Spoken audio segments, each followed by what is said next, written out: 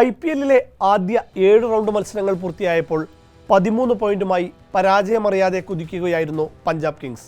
6 വിജയം, കൊൽക്കത്തയ്ക്കെതിരെ മഴയെടുത്ത മത്സരത്തിൽ 1 പോയിന്റ് അടക്കം ആകെ 13 പോയിന്റ്.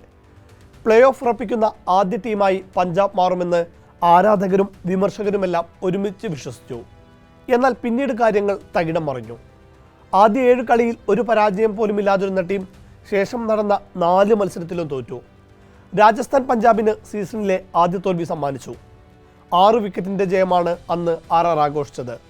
അടുത്ത മത്സരത്തിൽ ഗുജറാത്ത് 4 വിക്കറ്റിന് തോൽപ്പിച്ചു. ഹൈദരാബാദിനോട് തോറ്റത് 33 റൺസിന്. അവസാനം ഡൽഹി തോൽപ്പിച്ചത് 3 വിക്കറ്റിനും. അപരാജിത കുതിപ്പുമായി കപ്പെടുക്കാൻ വന്ന പഞ്ചാബ് ഇപ്പോൾ എല്ലാവരുടെയും ചെണ്ടയാകുന്ന കാഴ്ച. അവിശ്വസനീയം. ഫീൽഡിങ്ങിലെ നിരന്തരമായ പിഴവാണ് പഞ്ചാബിന്റെ തോൽവിക്ക് വലിയൊരു കാരണങ്ങളിലൊന്ന്. 4ാം തോൽവിയോടെ കടുത്ത ദേഷ്യവും നിരാശയും മുഖ്യ പരിശീലകൻ റിക്കി പോണ്ടിംഗ് മറച്ചുവെച്ചില്ല. സീസണിന്റെ തുടക്കം മുതൽ നമ്മുടെ ബൗളിങ്ങിന് വേണ്ടത്ര ആക്രമണവീര്യമില്ല. ഫീൽഡിങ്ങിലാകട്ടെ മിക്ക മത്സരത്തിലും ക്യാച്ചുകൾ കൈവിട്ടും പിഴവുകൾ വരുത്തിയും എതിരാളികൾക്ക് അവസരങ്ങൾ സമ്മാനിച്ചു.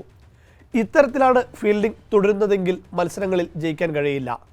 നിർണായക നിമിഷങ്ങളിൽ ക്യാച്ചുകൾ എടുത്തേ തീരൂ. ക്രിക്കറ്റിൽ ബാറ്റിംഗും ബൗളിംഗും പോലെ പ്രധാനമാണ് ഫീൽഡിംഗും. ഫീൽഡിംഗ് മോശമായാൽ മറ്റൊന്നും ഗുണം ചെയ്യില്ല. ബൗളർമാരും ഉത്തരവാദിത്തം ഏറ്റെടുക്കണം. പോണ്ടിംഗ് നിരാശയോടെ പറയുകയാണ്. മത്സരത്തിലേക്ക് വന്നാൽ ധരംശാലയിലെ ഹൈ ആൾട്ടിറ്റ്യൂഡ് സ്റ്റേഡിയത്തിലെ മത്സരത്തിൽ പല ഫാക്ടറുകളും നിർണായകമാണ്, പ്രത്യേകിച്ച് ടോസ്. ഡ്യൂ ഫാക്ടർ എത്രത്തോളം ഇത്തരം സ്റ്റേഡിയത്തിൽ നിർണായകമാകുമെന്നതിൻ്റെ ഏറ്റവും വലിയ ഉദാഹരണങ്ങളിലൊന്നായിരുന്നു ഡൽഹി പഞ്ചാബ് പോരാട്ടം. സ്വിംഗ് ജയിക്കാൻ കഴിയുന്ന ബൗളർമാർക്ക് മാത്രം ആനുകൂല്യമുള്ള പിച്ചാണ് ധരംശാലയിലേത്. ഇന്നലെ നടന്ന മത്സരത്തിൽ മുഴുവൻ ഓവറുകളും എറിഞ്ഞത് പേസർമാരാണ്. യുസ്വേന്ദ്ര ചഹലും അക്സർ പട്ടേലും അടക്കം 4 ഓവർ കോട്ട സ്ഥിരമായി പൂർത്തിയാക്കാറുള്ള താരങ്ങളാണ് ഇന്നലെ 1 ഓവർ പോലും പന്തെറിയാഞ്ഞത് എന്ന് കൂടി ഓർക്കുക. ഡ്യൂ ഫാക്ടറിൽ തുടക്കത്തിൽ തന്നെ നല്ല സ്കോറിന് ശ്രമിക്കുക എന്നതാണ് പ്രധാനം. പന്ത് പഴകുന്തോറും ഈ പിച്ചിൽ റൺസ് കണ്ടെത്താൻ പ്രയാസമാകും.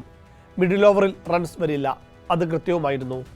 പ്രിയാൻ ഷാരിയ അടിച്ചു തകർത്ത പവർ പ്ലേയിൽ 6 ഓവറിൽ 72 റൺസ് ചേർക്കാൻ പഞ്ചാബിനായി.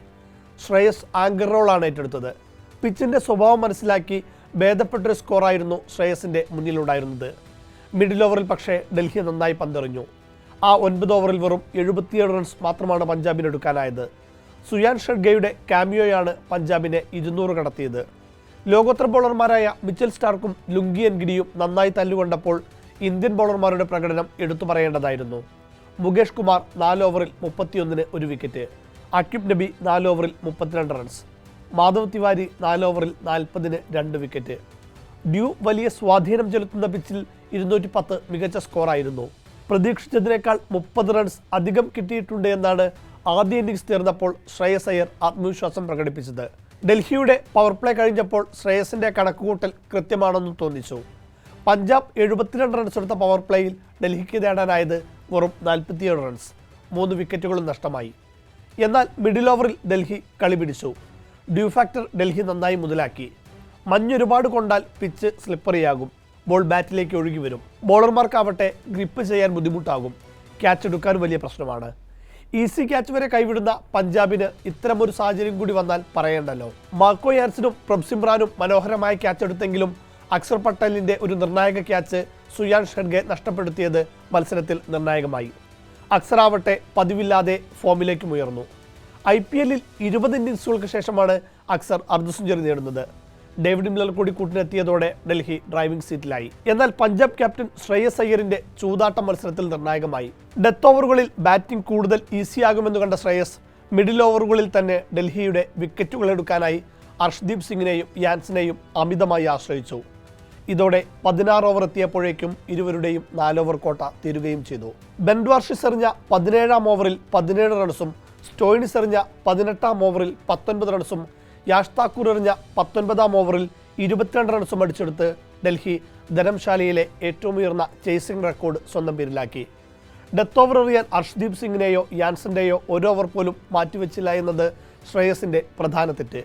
ഒപ്പം IPL ചരിത്രത്തിലെ തന്നെ ഏറ്റവും അധികം വിക്കറ്റുകൾ സ്വന്തം പേരിലുള്ള യുസ്വേന്ദ്ര ചഹലിന് 1 ഓവർ പോലും കൊടുക്കാൻ ക്യാപ്റ്റൻ തുനിഞ്ഞതുമില്ല.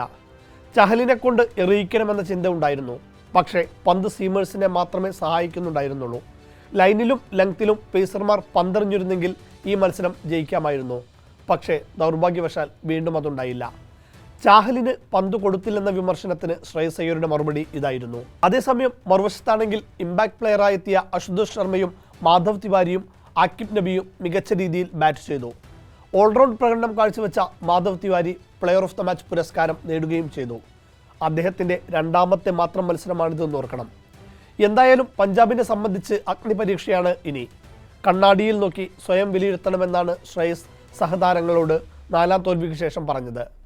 ബാക്കിയുള്ളതിനി 3 മത്സരങ്ങളാണ്. വ്യാഴാഴ്ച മുംബൈ ഇന്ത്യൻസിനെതിരെ, 17-ന് റോയൽ ചലഞ്ചേഴ്സ് ബാംഗ്ലൂരിനെതിരെ, 23-ന് അവസാന മത്സരത്തിൽ ലക്നൗ സൂപ്പർ ജയൻസിനെതിരെ. ഇതിൽ പ്ലേ ഓഫ് റേസിലുള്ളത് RCB മാത്രമാണ്. മുംബൈയും ലക്നവും പുറത്തായി കഴിഞ്ഞു. ഒരുപക്ഷെ ചിലപ്പോൾ ഇവരായിരിക്കും പഞ്ചാബിന് അടുത്ത പണി കൊടുക്കാൻ പോകുന്നത്.